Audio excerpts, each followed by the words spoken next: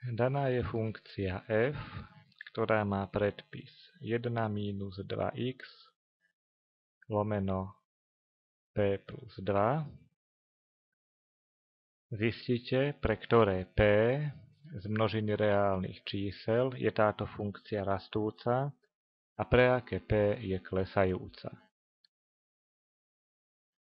Predpis funkcie najskôr upravme.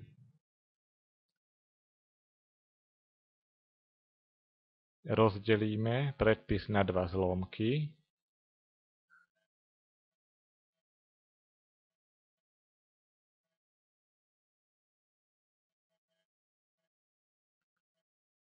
Vymeníme poradie.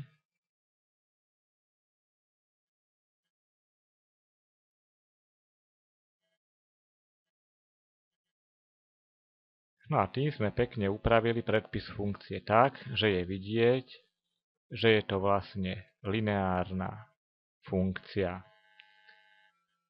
Lineárna funkcia je rastúca, ak koeficient a je väčší ako 0. A ak je koeficient menší ako 0, tak je lineárna funkcia klesajúca. Náš koeficient lineárneho člena je minus 2 lomeno p plus 2. Hľadajme, kedy je väčší ako 0.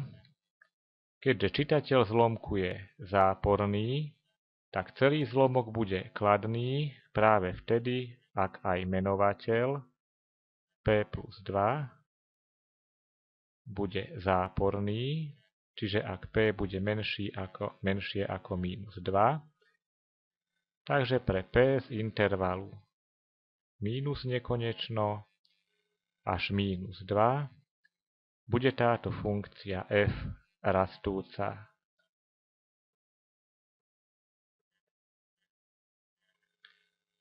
Hľadajme, kedy je koeficient lineárneho člena záporný.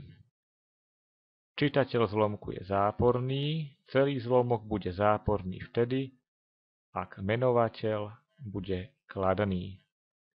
Teda ak p bude číslo väčšie ako minus 2. Pre p z intervalu minus 2 až nekonečno bude tak funkcia f klesajúca.